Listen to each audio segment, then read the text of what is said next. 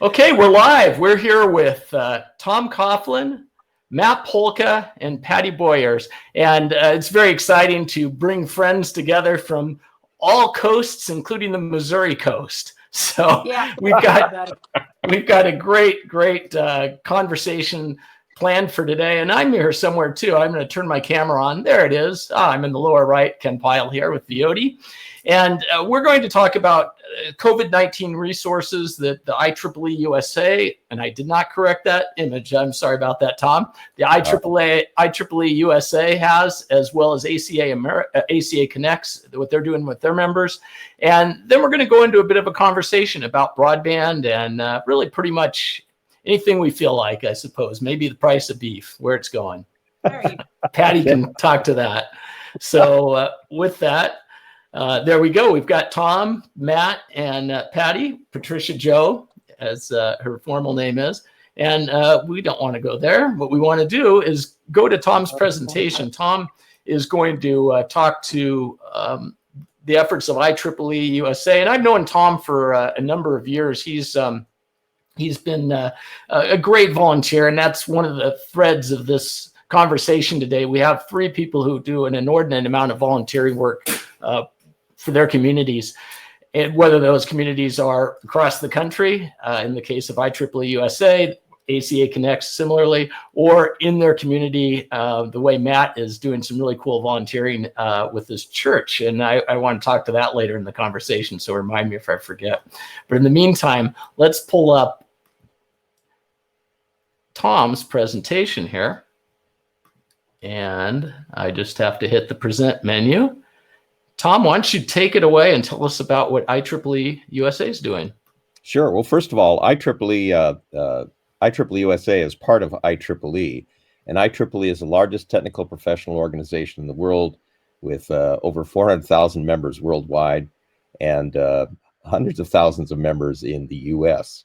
And the members in the U.S. are part of IEEE-USA, and IEEE-USA has a focus on public policy. They actually have their headquarters in Washington, D.C., and also in career and member services.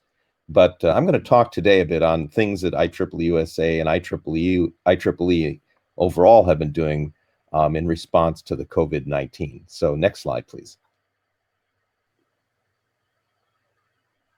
So IEEE-USA is here to help the members of IEEE in particular. And we've got resources that are on a resource portal here, which is http://IEEEUSA.org/help. And we're focusing on several important key areas. Those include, if people are at home, they have a little bit extra time, professional development, career tools, or maybe even they've lost their job, right? Our public policy activities, which are still ongoing, even though people are working out of their homes, news and information. And then we also have some interesting morale boosters that are meant to be a resource for members as well as their families. So we got, in addition to this dedicated help portal, we also have some email resources. We got an Insight update newsletter, which goes out monthly to members in the US. And we also have a Smart Brief weekly newsletter done with various partners. And then there's a social media campaign that IEEE-USA has on Facebook, Twitter, Instagram, and LinkedIn. And in addition to things IEEE-USA is doing, the larger IEEE organization has their own COVID page, and they also are sending out weekly IEEE membership bulletins to help their members. So next slide, please. So some of these resources, a little more detail.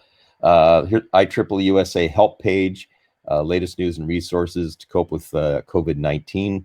It's updated several times per week, new feature items always at the top. This is including items from IEEE-USA as well as IEEE. And then again, as I mentioned before, we have these two different email things. So you can see examples here. By the way, this IEEE Explore is, IEEE publishes a significant proportion of the world's engineering literature. And they've made available, I think it's over 140 different articles that have relationship to pandemics or COVID for free access. Ordinarily people would pay to get access to that, but they've done that. Next slide. And professional development. So we've got this week free online publication, new articles from industry experts. That's the Insight. It's done weekly, but we also send out an email with links to all these items to our members. And we also have had for some time built up a collection of over 150 ebooks that cover topics like career, services, communications, public policy, and a lot of other interesting issues. And these are now available for free to IEEE members worldwide. Next slide. So IEEE also, in addition to ebooks, has various webinars they've done that are recorded, or you can catch them live. They've covered things like job hunting skills, personal branding. We have over 225 of these. And actually, I have one that I did back a couple years ago, which is more on the hobby side, which was a webinar on making beer, if you're interested. Our IEEE government relations team continues to advocate for members, IEEE members during this time.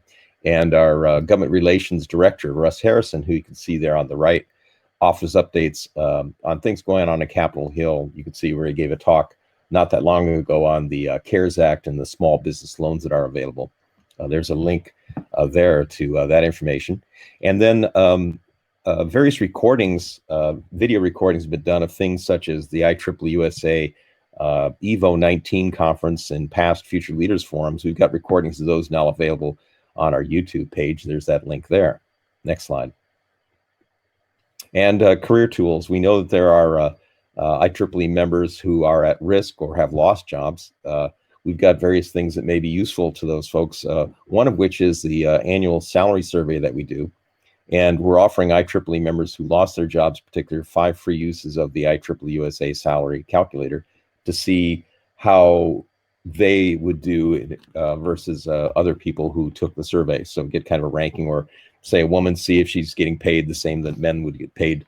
Various sorts of things you can do with that.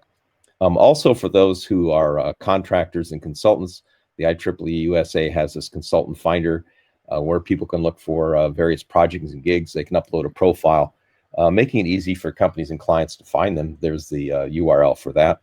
And again, we mentioned before that we know there are members who are at risk. And so we've got a dedicated resource page for members who either lost their job or they're afraid they're in danger of becoming unemployed. And that's the URL down there at the very bottom. Next slide.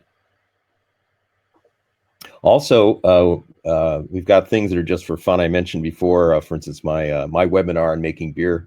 But we also have some interesting ebooks.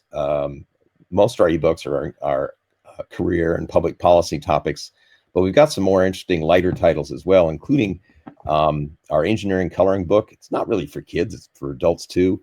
Adults sometimes like coloring books. We also have engineering crossword puzzles, and we have our first graphic novel, The Slate Twins, Caught in the Currents. These are free now too. And we also have some curated third-party resources that are available at that help page we talked about before. For instance, things to help keep your kids, help them their STEM education and get them interested in technology and its applications, but also where to find streaming movies, music, podcasts, learning a language, and various other things. Next slide. So what else is IEEE doing? This is the bigger IEEE. IEEE has a monthly magazine, which is also available online, called Spectrum.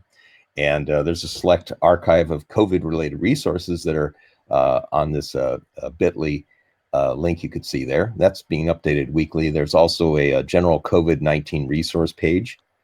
The IEEE Learning Network, which I mentioned before, we've got an awful lot of resources from conferences, from webinars and various things on a lot of different technical topics, as well as career development, things of that sort. Those are now available through IEEE Learning Network, ILN, and actually the price of these to members has been reduced by 70%. And then, of course, there's IEEE Explore, and as I mentioned before, there's a whole bunch of COVID and pandemic-related Explore articles. These are technical professional technical articles that related to COVID-19 that are free to access for the duration of the current crises. I think that's the last one. Let's see if there's another slide. Oh yeah, there's one more. So stay updated. You can follow IEEE-USA if you're a member, or if you'd like to learn more about IEEE-USA. We're updating our social feeds several times a day, and we like it if you like us, and also share useful information. I try to retweet stuff I get, for example. So there's our the web page you talked about here before. There's the insights, and we hope if you're an IEEE member that you will make use of this. And we're here to help. And if you're not a member, we're glad to be able to tell you a little bit about IEEE and IEEE-USA. Thank you very much, Ken.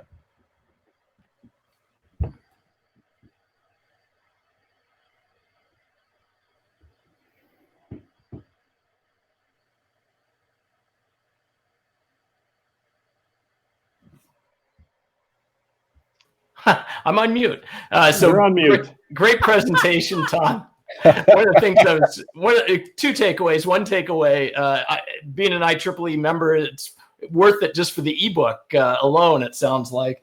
And then, kind of transitioning to Matt, I think Ross Lieberman probably wants to sign up for that webinar on beer. I would think so. I would think so. Excellent, sure. excellent choice. and as I queue up the presentation from Matt, I just have a quick question for you, Tom, on a little bit about the membership. I mean, it's the Institute of Electrical Engineers, and why don't you tell us a little bit about the organization and a little bit more background.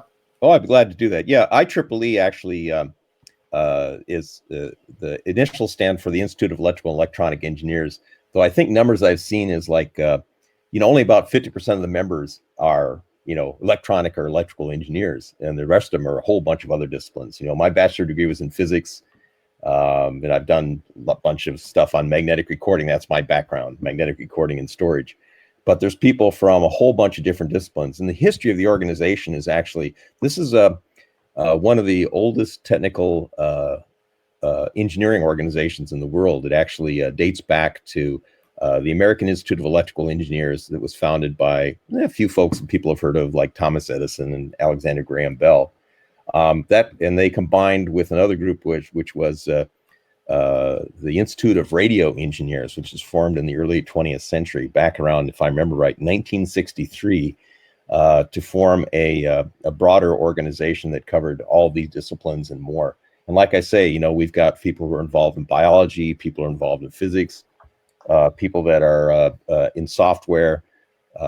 We've got a computer society. We've got a whole mess of different technical societies and communities, and we're working on the forefront of technologies, IoT, 5G networks, the future of computing, quantum computing, direct interface with the brain, electronics in the brain, just all manner of interesting topics. If it is interesting, we're there. If it's interesting as technical, we're involved in it. So just a little bit about IEEE.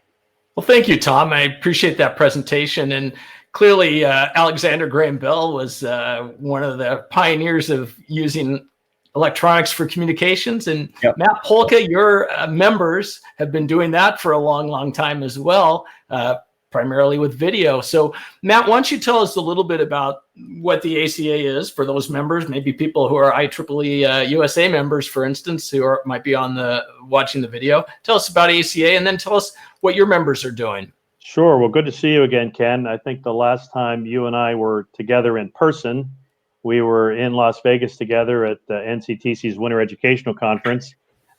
We maybe even talked on video then about what's this COVID-19 crisis and will it really hit the U.S.? And we thought, nah, probably not. But here we are, about 6 weeks or so later.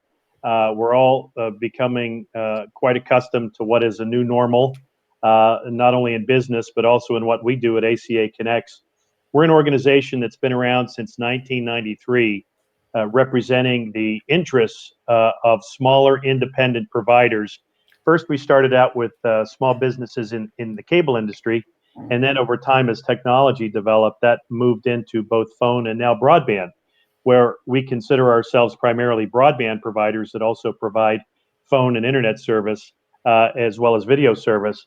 but we're in smaller towns and rural areas. As you'll hear from our chairman, Patty Boyers, you'll see that our locations are very, very rural, small towns, rural areas, really where the country is talking about making sure that we have broadband connections in the most remote parts of our country. Our job is really one of regulation, legislation, advocacy. We are a trade association of sorts, where an ACA Connects, which we also call America's Communications Association, we represent around 800 smaller companies that are in the video, phone, and broadband business, and we do the work for our members in Washington, D.C., where we represent their interests primarily before Congress, the Commerce Committees in particular, as well as the FCC, and really with any other agency, commission of the like in Washington, D.C. that has anything to do with communications or business issues that affect our members. We're a strong voice, an advocate for those companies, and we want to make sure that those companies are viable and able to serve their communities, their customers, and to be able to invest and innovate and deploy more services. So as an advocacy organization, our job is to connect with Washington, but as things changed really with COVID-19, we realized that our mission has changed quite a lot in the last 6-7 weeks. The first impact that we saw was with an annual event that we do in Washington called our ACA Connects Summit, which is where we bring our members to Washington to actually go lobby Congress and the FCC. Well, we were kind of really on the crest of the wave as this crisis began to build in our country.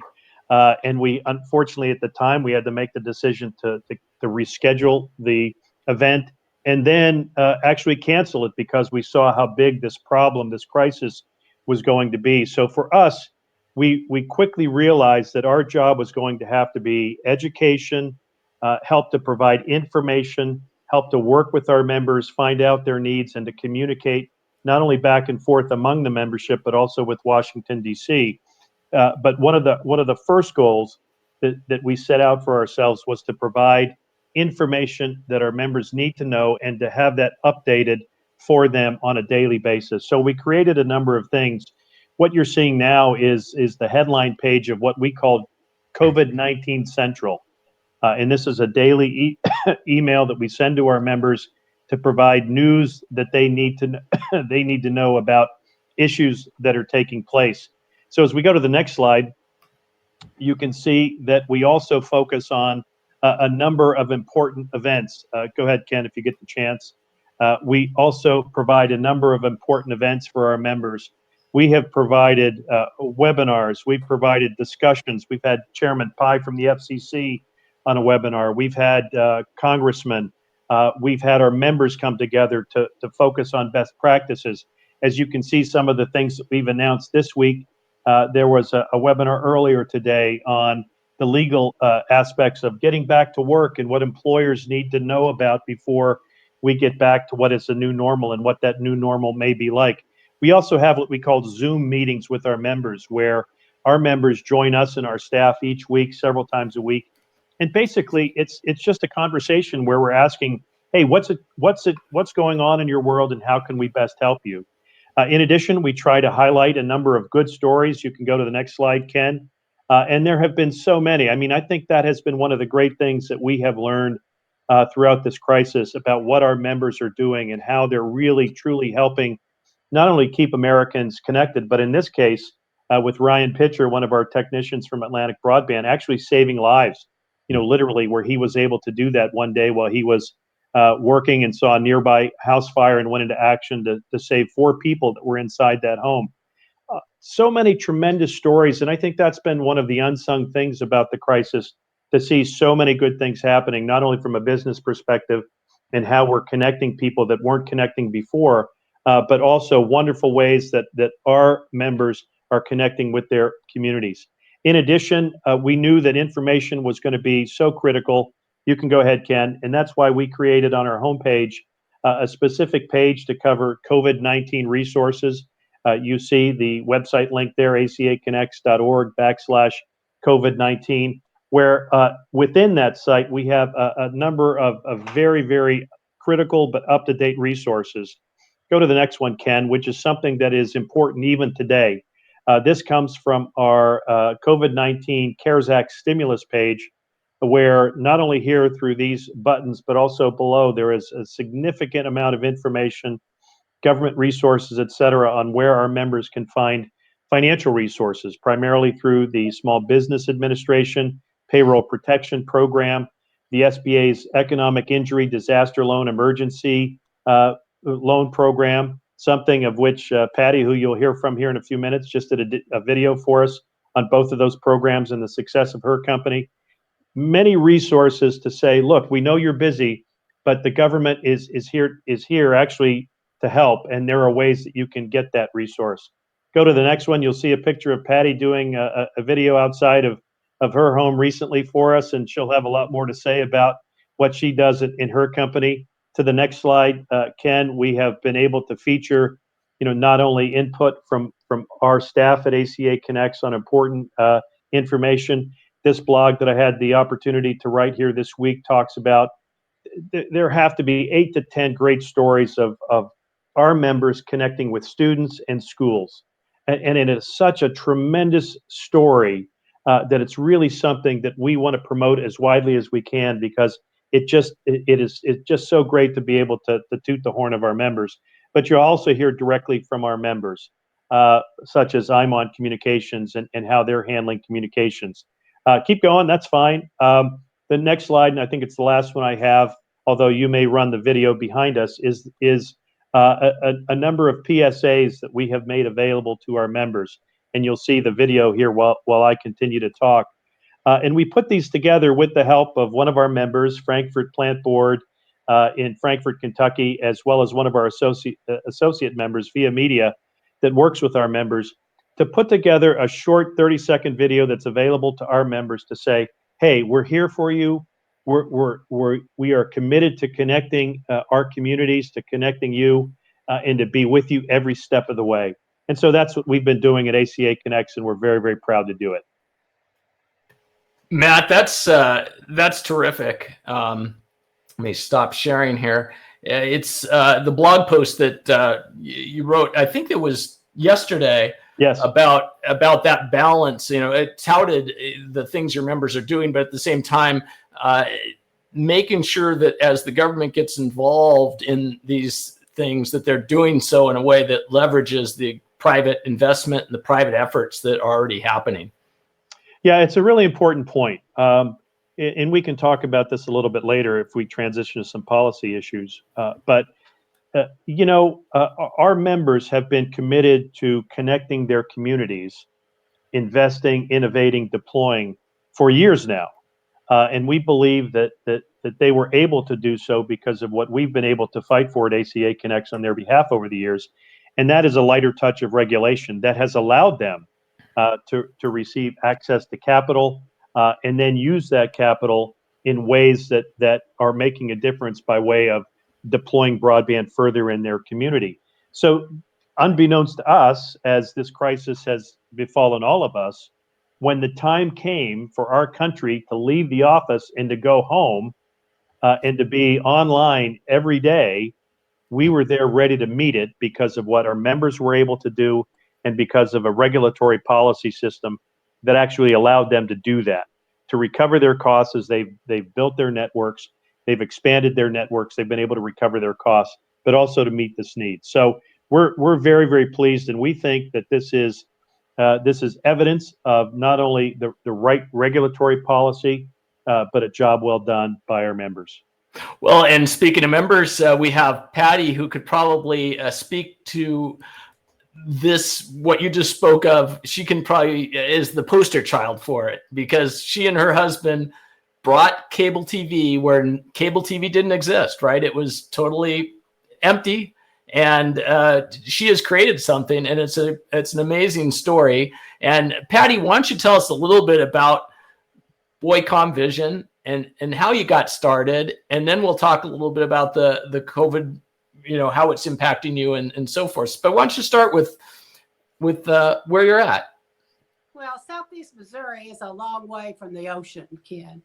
We have no beachfront property for sale. unless it was Wapapella Lake, which I wouldn't want to own any of that. But we are the furthest state away from any ocean that there is. We're smack dab in the middle of the state. And we're in that flyover country that y'all out there on the West Coast like to call it. So, you know, we're very rural. I serve in 5 counties that are deemed perpetually impoverished, which means that the overall annual median household income of the folks in these 5 counties is below the poverty level since 1960 census. So we've got some unique demographics, socioeconomic situations, and so it's a challenge. We serve where the big guys don't want to be. You know, they can't make any money with all their levels of management and hierarchy and support all of these investors. I've got 2 investors in my business, and that's me and my husband and the mortgage on my home. So my financing is a lot different than the financing. You know, we have long-term relationships with community banks, and we have been a long-time borrower with SBA. In fact, we've had 3 that we have paid off years ago, and just got a new one to refinance and build out some more, do a complete fiber rebuild of our flagship system right here in Butler County, and we were a recipient of a PPP loan that we applied for and got.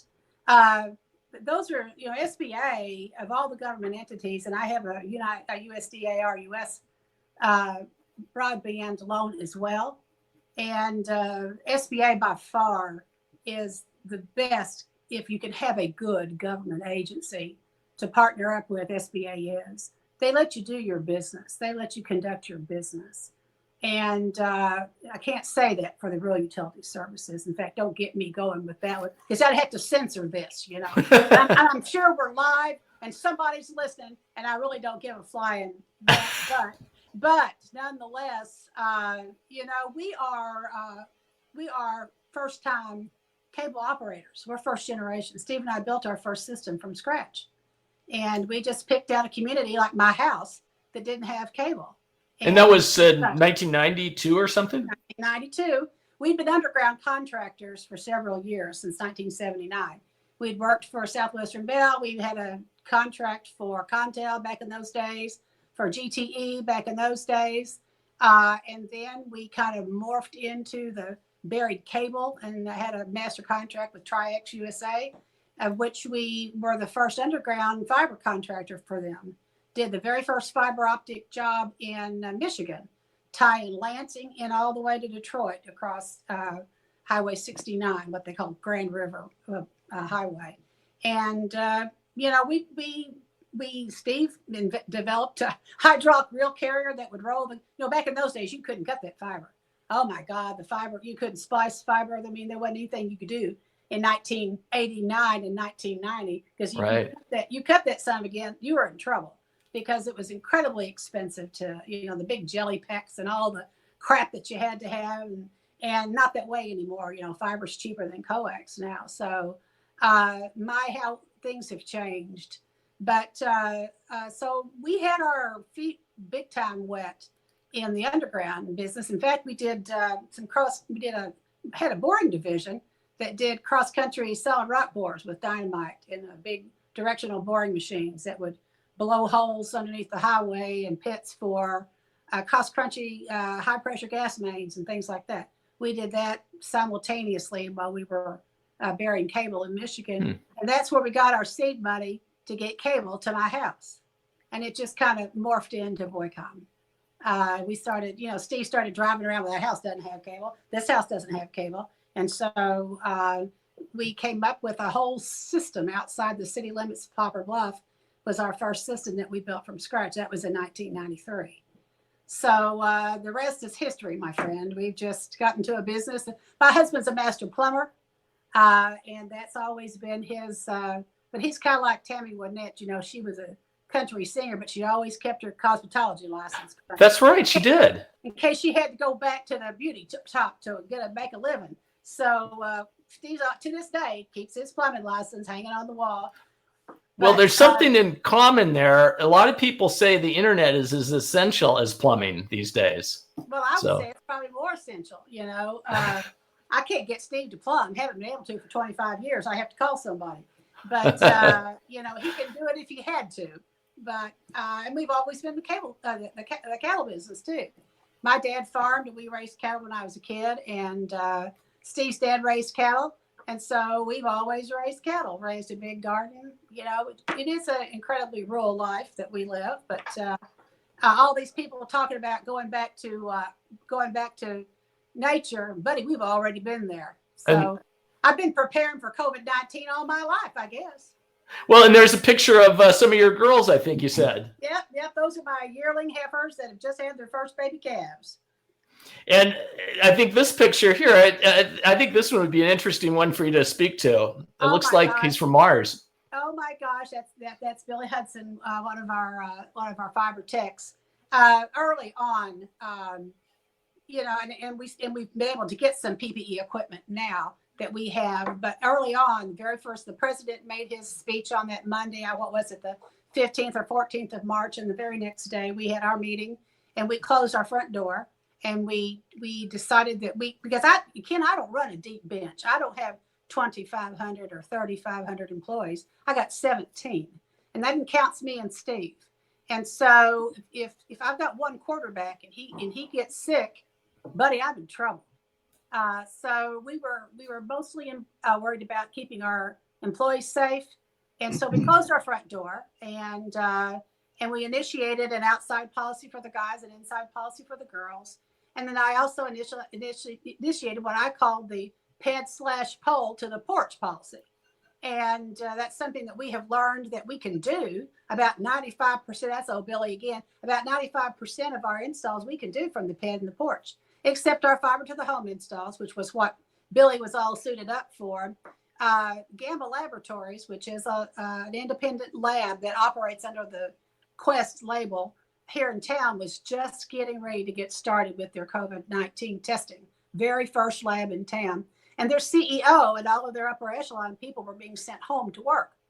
Well, their CEO, Bobby Brown, just bought a new home in a fiber to the home subdivision, of which we're the only operator. And he said, man, I've got to get this hooked up. Well, you can't just stick that through a window and say, here, hook it up yourself.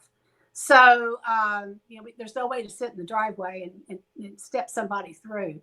So he said, if I get you the PPE equipment, will you suit your guy up and send him in? And I said, shoot, yeah. So he did. And he provided us 3 outfits, just what you see Billy dressed in. And Billy goes in. And this is a text from Bobby Brown, the CEO of Gamma Labs. He was fantastic. So he thanked him. And now he's operating the largest laboratory in Butler County from home on BOYCOM fiber. So I'm proud of that. That's something we were able to do. We've worked very well with our communities. We're in the process right now of setting up long-term hotspots at 3 strategic church parking lots out in the county for school children in our R1 school district, so that they can go to those areas. And it's not like what you think of as a hotspot. They're developing classrooms in the parking lot where they're going to have a live teacher, and they're going to be able to hook up right then, and the kids are going to attend from their cars. It's not like you go online, but it's going to be online, but it's a little bit different platform that they're going to be operating from. And so we're in the process of doing that. And I can knock on some good solid wood here and say that so far our policies have paid off. All of our people are still well. Everybody is still operating. Our installs are up by 37%. And so far, our receivables are holding, which is something that we were deeply concerned about. And we took that FCC pledge and proud to do it because we are entrepreneurs and we are on the front line out here. Independent providers like us, we are the front line. We are the folks that are standing in that gap between the metropolitan and the suburban areas and that massive landmass out there of the great unwashed who don't have internet. So if you're going to get it to those folks, you got to go through us to get it. And that's we're out there on the front line. I'm kind of curious on the hotspot. Are you seeing quite a few of the kids coming in from outside your service area to use those Wi-Fi hotspots that are in the schools, but just don't happen to be in your service area? That's true. We're having kids from town come to our hotspots. And they're supposed to have good internet there, I assume. Well, yes, they do have good internet because, one of my ACA vice chair serves the city limits of Poplar Bluff, which is Cable One. And those people have the ability to, they have hotspots that Mike and his folks are providing for the school district as well. This is a big, massive undertaking that they're doing, that they're going to continue ongoing once school comes back into session next fall. And then they're going to do summer school this way. And so this isn't just a quick fix, throw it on a pole and plug it into a power supply. This is going to be an ongoing, because they have determined through a survey in our school district alone that there are 38% of the kids do not have access to broadband. So that being said, that's a problem. That's a problem. I don't know if they can't afford it. I don't know I know there are lots of companies doing the entry level for students. We have not done that.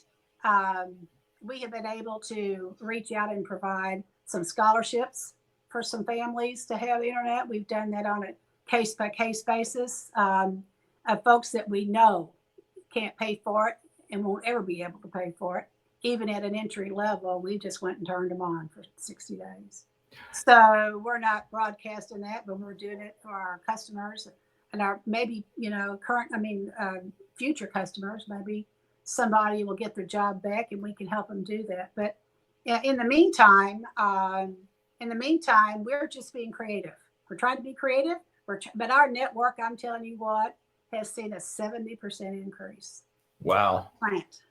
What used to be a Friday night, Saturday night bump up to the max, we're seeing it all day long now. And of course, we're splitting nodes and bringing in more fiber overlash and doing everything we can do to get. But then you also got to remember that in our part of the country, transport into our areas, we have some, but we certainly don't have a robust pipe coming from any direction that's going to give us what they've got in downtown St. Louis. So that being said, we're being innovative and we're being creative and we're being consistent, and we're going to prevail.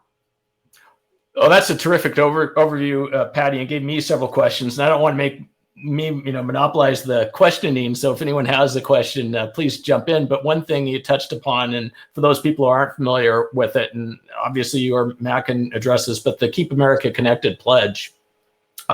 Do one of you want to address, what exactly that is and how many members are taking that? Well, I will tell you that we were asked by the FCC chairman, Jip Pye, if our organization would take this pledge.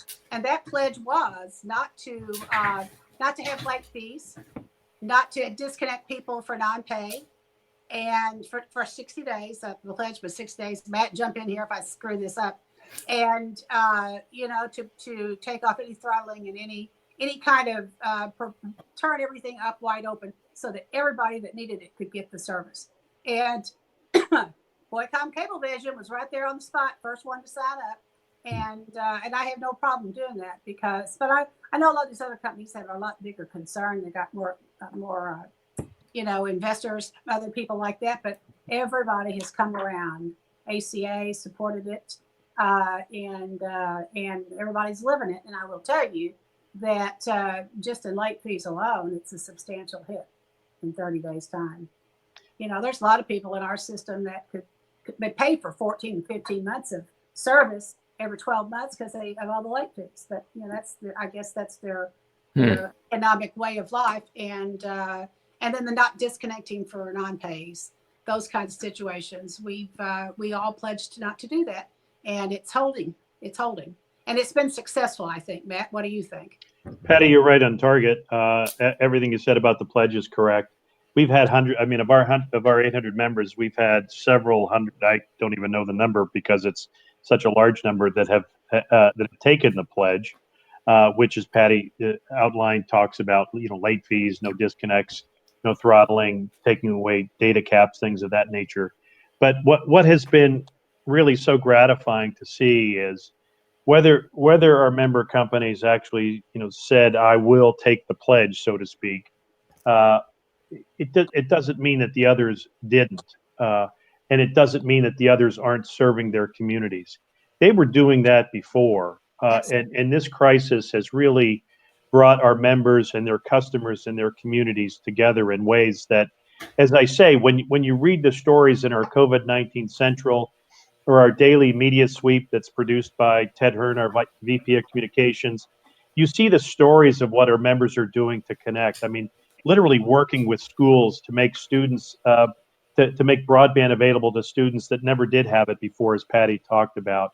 The thing about our members, which is truly unique, but it's also such a wonderful story, is really the connection that they do have. It's one of the reasons why we say in our organization that we are ACA Connects, America's Communications Association, because that's what our members do, and that's what they have done forever, because they're part of their communities in unique ways that that larger companies just aren't. And so we've seen wonderful stories that have come by as a result of companies that have taken the pledge, and even those that haven't, but that are still meeting the needs today. Well, one of the things that, I think there's multiple layers to this onion of getting kids connected. One of them, of course, having accessibility to the broadband, but then there's the affordability aspect of it. But then there's the device part, and this may tie into where the IEEE-USA could come in. But I know there's also members have been putting out an amazing number of Chromebooks, retrofitting, whatever, to get out to their communities. And it seems like that device thing probably is as much a bottleneck as anything.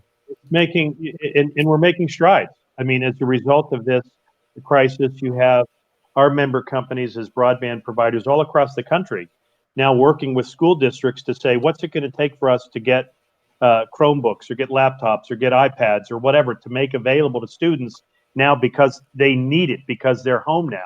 So this crisis in many ways has also created wonderful opportunities to identify those students that actually don't have the devices, that don't have what they need, not only the device, but also the connection. And then you see the school districts working together with the ISPs to actually connect those students. And that's a tremendous thing. We had a wonderful story that just appeared here this last week. One of our members, Vast Broadband, which actually is based not too far from where Patty is in Sikeston, Missouri, but they have systems up in South Dakota.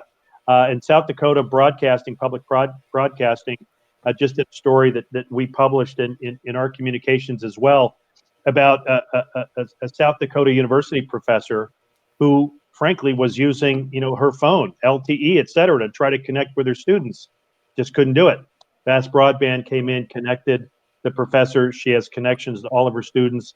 They're doing online classes. They're getting the job done because of the need. So our members are identifying where that need exists, finding ways to make that connection, and then solving the problem. I've kind of come to this idea in the last week, really, this idea that school districts need to, moving forward, need to think of a virtual school, if you will. I mean, as part of the physical infrastructure, but that doesn't necessarily mean you build it like you build a school campus. But it's not a buy or make decision, right? It's you buy it, right? Because you clearly don't want to build a broadband network. But what are your thoughts on that interview? I think you're absolutely right. It's like I said, out of a problem, out of necessity comes a solution, and comes a resolution to problems that exist. Now, don't get me wrong. I mean, there's a lot more work to do. This is a big country. Patty knows this in her markets, which, as she said, are deemed to be perpetually impoverished. So these are very, very remote, economically challenged areas, which is quite typical of where our members live and work. But they're finding ways to connect, and that's what is so awesome about this, is that despite the problem that we all face, and there are many, not the least of which is the health crisis, but also economic, job losses, etc. But we are finding ways that students can connect, that businesses can continue to operate, that work can get done, that telehealth can actually be more encouraged. I mean, things that existed before that now we really have to do on an ongoing basis. I mean, heck, I'm in this business. I had my first telehealth appointment a couple of weeks ago, and you know what? It was awesome. I mean, it was very useful for that need at that time. But in our areas, it's even more critical, where you need to have the providers, but you also need to have the network. The other thing I would say too is that we're looking forward to announcing some great statistics this coming week in a report that we're going to make available to the FCC. But the FCC's asked us to keep track of our members' network management and how well their networks are holding up. We're doing the work, we're doing the survey, we're doing the economic analysis, and we're finding out that our members' networks are managing the load, and not just managing, but managing with flying colors. And that again goes a lot to what had to take place before this crisis. If our members were not able, I mean, literally, collectively, to invest billions of dollars to create these networks, we wouldn't be where we are today with this terrific story. It would be a far different story and one that was far worse. But we invested, we put the money into the ground and on the poles, and now we're meeting the need. Yeah, you had to design for that peak, that Friday night peak, and now you've literally flattened the curve, haven't you? It's like this every day. Yeah. Or more like hitting the ceiling is what we're doing. Right. Exactly. So this is Tom. Back to that school thing, Ken, just to drop in there and bring Tom into the conversation, is that we're always, the engineering side of it is crucial as well, because what we're finding in our particular little school district, our kids already had all those little MacBooks, but they're on MacBooks, and the world runs on Microsoft, not on, they don't run on Macintosh, and so that's where their problem is. That's where the school district's problem is. But how they got those little kids that did not have an internet connection at home, they provided these after school and late bus runs and that kind of thing, so those kids could stay in school, stay connected after school. So they then they just leave their MacBooks at school because they had no internet connection at home. And so what they're finding now is that they've got to be able to do that for everybody. And so we're out there and they're trying to decide what platform, what electronics, how it is they think they really want to do it, because this is going to be a long game. It's not just going to be throw up a hotspot and going to be a long game. And so we're going to work hand in hand with our partner, Cable One, and see what we can all come up with to help, and that's that engineering side of it comes into it, very much so. So I'm actually on my MacBook right now. Well, you can I'll turn right here and just turn my Microsoft to you. They can fight. I saw you grin when I said that, but So on the engineering side of things, there's what I think, because I've been paying attention to some of the stuff's going on. First of all, the kind of traffic that you're getting now is probably very different than what you got in the past. There's a lot more uploading than just downloading, right? Absolutely. Yeah. And if this goes on for a while, a lot more people are going to be familiar.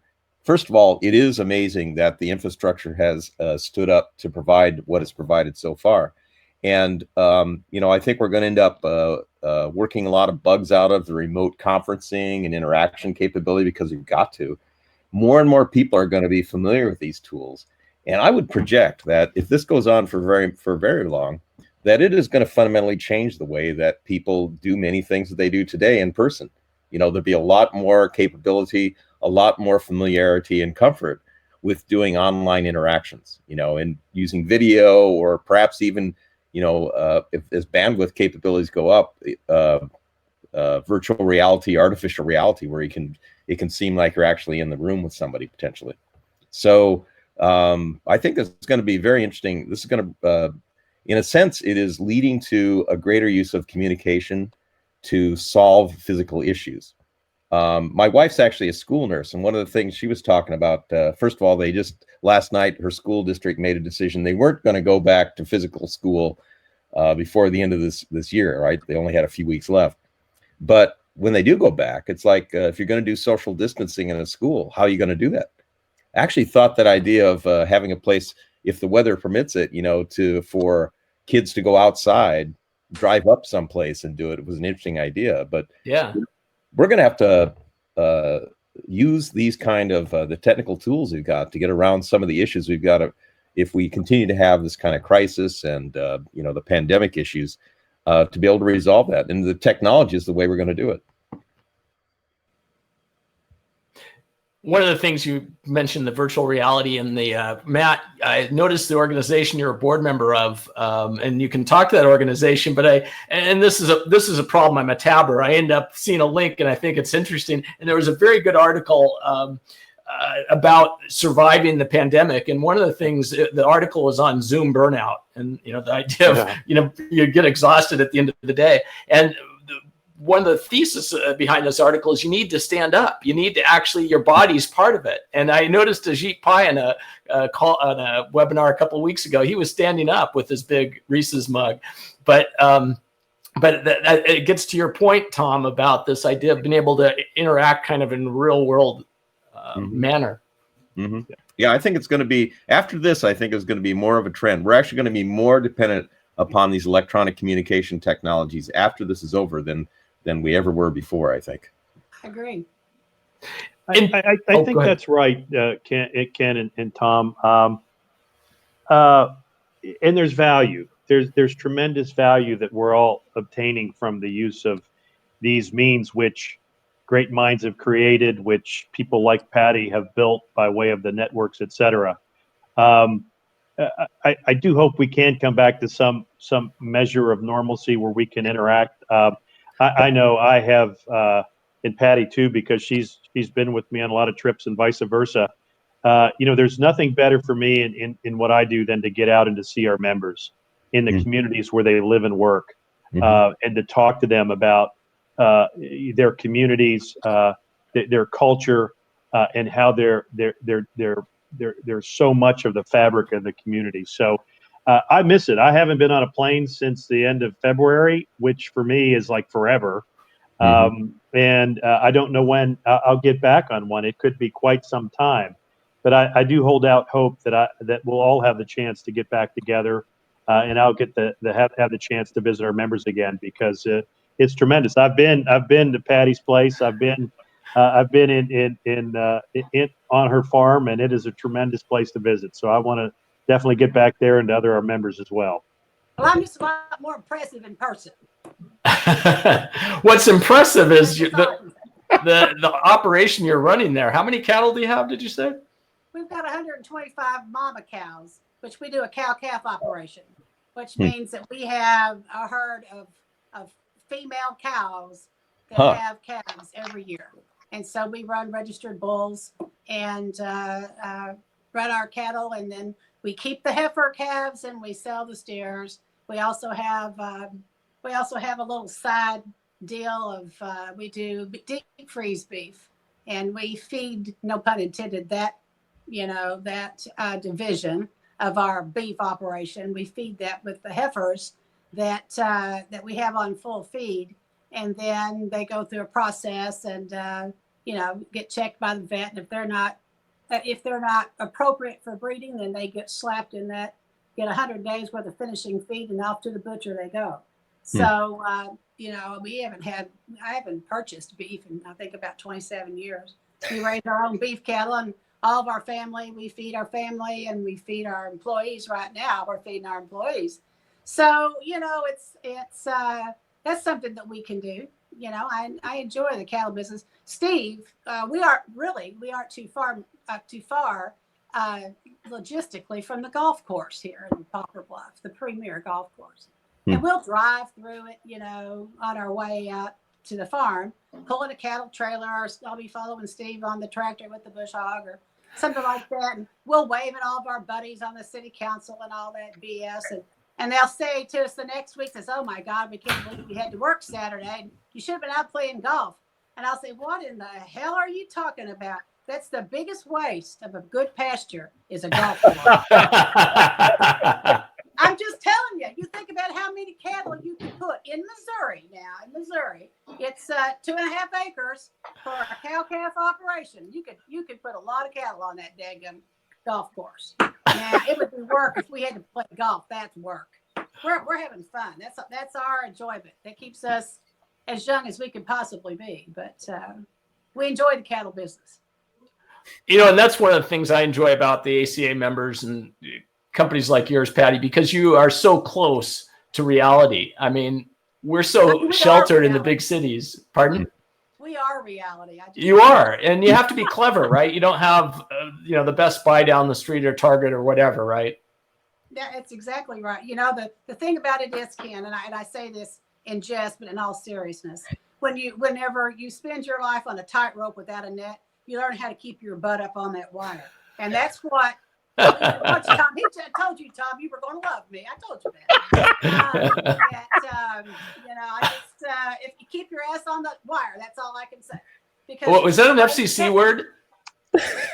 Is that one of the 7 words she just used? No, she's good there. She's good to go. Phew. Yeah, I think also that's the name of an animal too. So Okay. And a few politicians. There you go.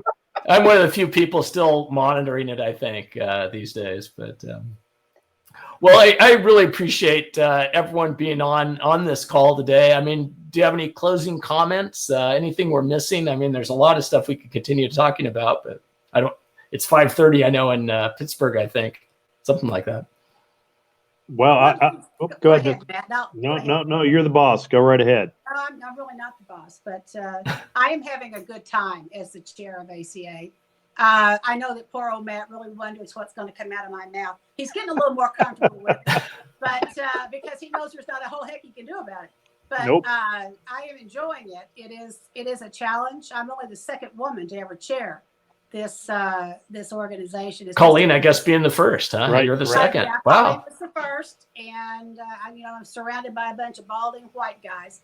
But past that, it's awesome that we all come from such diverse areas and different places in the country. But at the end of the day, our customers are the most important thing for us. Mhm. And to be able to provide, because when that phone stops ringing, you're done. So as long as that phone's ringing, you've got customers and people that need your service. People have learned today through this COVID-19 what a blessing it is to have an independent provider in their area. They certainly have. Not to say the big guys don't do an all right job, but you won't see those big guys named on the back of every soccer T-shirt in town, every wrestling shirt in town, every softball team in town. We sponsor everything, prom, the yearbooks, the trap team, everything that you can imagine. It's got BOYCOM Vision on the back of it because we believe in our community and because those are our customers and they're supporting me and they're feeding my family. So I'm going to support them. And that kind of right down there in the middle of it is where it is where the rubber meets the road, Ken. And we're on the front lines, but I wouldn't have it any other way. Well, Patty, she's done a terrific job. Ken, last year, Patty single-handedly, in my view, changed the course of what was kind of a path to a certain legislative outcome on an issue that's near and dear to our heart at ACA Connects, and that was retransmission consent. But we were fighting for the right of our members to be able to have the good faith rules apply to our buying group at the National Cable Television Cooperative. Lawmakers really weren't interested in hearing about that and about our plight until Patty last June came and testified before them and basically said, here's the reality. There's what you heard, but let me tell you what the truth is. And it literally changed the nature of the debate to win something that's very, very important for our members. So she's done a terrific job and with her leadership. But what Patty demonstrates really every day is just really who our members are. And that to me is something that's inspirational that I've had the ability and the privilege to represent for, going on 24 years now almost. And that is members who are salt of the earth, where we take their issues now. And there are issues on the horizon. And I'll just kind of leave you with this. There are so many good stories that are happening right now as a result of broadband deployment and what our members have done here to meet the need. But that doesn't mean that it's going to be that way. I mean, there are those that have a different point of view regarding our members as ISPs and think that they should be more heavily regulated. I think we can demonstrate that with what we've done and with what we've been able to do, that we've met the need of our country. But if we change, that way of thinking to something that is much more highly regulatory, particularly for small ISPs, you're not going to have the connectivity that you desire. And so that's where our fight is. And we're working through any number of proposals right now that members of Congress are creating because of the COVID-19 crisis. And there will be a lot more for us to do. Ironically, at the end of last year, I'll just say this and be done. At the end of last year, I said to Patty and our board, well, we got the retransmission consent piece that we wanted to get done, thankfully, and it was a tremendous fight, but we were able to move it forward. I really don't know what we're going to do in 2020 because it's an election year. Last time you say that. Yeah, it's an election year, and who knows? So there'll be a few things here and there, but nothing major. Well, our plate is full through the end of the year and beyond, but we're happy to do it and committed to do it for our members every day. Well, before we go to Tom, I mean, how could there be a conversation with Matt and not talk retransmission? But we won't go too deep into that. But a question that you see on the Twitter sphere quite often is, well, gosh, we're not getting all the major sports programming that we paid for and stuff, but we still have to pay for it in our cable bill. And it just flows down. Maybe you can kind of talk to that process for a minute. Why, Sure. Don't the cable bills come down, even though we're still having to watch It's a huge issue. It's a huge issue right now, and we hear from our members all the time about it. It is becoming more of a public issue, particularly when you see, for instance, other industries like the auto insurance industry, which on its own has given back billions of dollars in rebates and credits for auto insurance because we're not driving. I mean, literally, I've been in quarantine for about 6 weeks, and I've literally driven my car 3 times. I mean, just 3 times over that time. So it stands to reason to ask that question: why are there not credits going to consumers for retransmission consent, sports programming fees, et cetera? The question isn't answered yet. I will say that a lot of the problem is really along the whole chain of content that goes all the way up to the top to the sports leagues. And then you have the sports programmers and the networks and the broadcast groups and the broadcasters that are all part of this chain for the payment of those rights fees that no one really wants to disturb at this moment, because they say, well, the seasons aren't canceled, they're just suspended. So consequently, under most contracts, national as well as regional, and even broadcast, they say, well, the programming hasn't been canceled yet, so we don't owe anything downstream. But I think that's a fairly untenable position if this goes longer, because you can see that sports is not going to come back as quickly or as we would like. As you can see, I've got my Penguins jersey. I had to do that for you, Ken. But I mean, I love to go to the hockey games. I went to a hockey game in early March, and I thought to myself, even while I was there, how long will this happen given the crisis? So, it is an issue. It is an issue that is gaining more awareness, not only in Washington, but also in the country. And I do hope that not only our members, but their customers and others that are connected to this issue will start to raise greater concern about the need for consumers to have a break for something that they're not getting. Mm-hmm. Well, that's a great explanation, Matt, and I guess we'll have to continue to monitor this and see what happens in the content side. So, Tom, you've probably gotten a fire hose worth of information about the small broadband ISPs here. So, it really is interesting. What are your thoughts? Well, like I said before, I think actually communication in general, it's the fact that we're able to continue doing the things we're doing, reflects, the importance of the whole telecommunication industry. And that's the small guys as well as the large guys. It really has and I think that that dependence is not going to be going down. I think, as I said before, what I'm thinking is, physical travel is not going away. It's still good to see people in person, but I think people will be a lot more comfortable, and especially if they like to go somewhere, but they've got conflicts, for example. It's easier for me to take a few minutes to go to my computer and talk to somebody than to take a day to fly out, say, from California to the East Coast and then come back. It's like a day each way, plus whatever time it is to have your meeting, So the idea that we could develop these tools so they would be even more useful for us, could, eventually. And I think the thing is that we're actually getting practice now, and we're seeing how well the tools work and what works and what doesn't work, right? Is that there'll be a greater demand for more capability in our communication system to handle more remote interactions. And that includes education. It's going to include business in general, and it'll include people's relationships to each other. You can't replace seeing people in person, but I think people will be a lot more comfortable with the alternatives where those alternatives make a lot of sense. Yeah, definitely that serendipitous thing. Like, it seems like every year we run into each other at CES 2020, and we run into each other there more often than we do in person, even though we're in the same city. And speaking of broadband, and I know I'm supposed to be wrapping it up, but I keep coming back to Patty. I want you to elaborate a little bit more on the fiber to the home project, because you just won this grant, 50-50 matching grant from the state of Missouri to expand your network, improve it. Why don't you talk to that for a moment, if you would?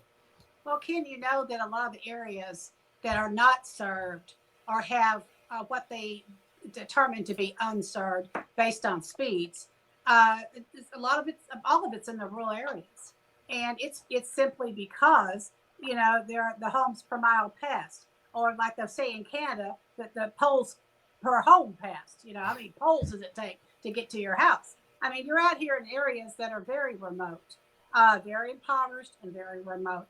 And so the only way to get that stuff out there is through a grant type program. And the state of Missouri did their pilot program in 2019. It was just $5 million for the whole state. And it was a 50-50 split. And there were 16 of us that were successful. And we were able to do a project that will go in front of 1,600 and some change homes in Ripley County, which is the county to the west, contiguous to us. Incredibly impoverished area, and like the entire population in the whole county is a little over 27,000 people. Whole county.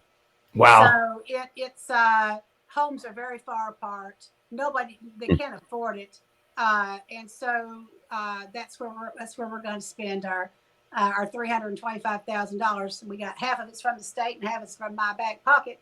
And then we're going to run it in front of these people's homes and get them some service. And it's really in an incredibly rural area.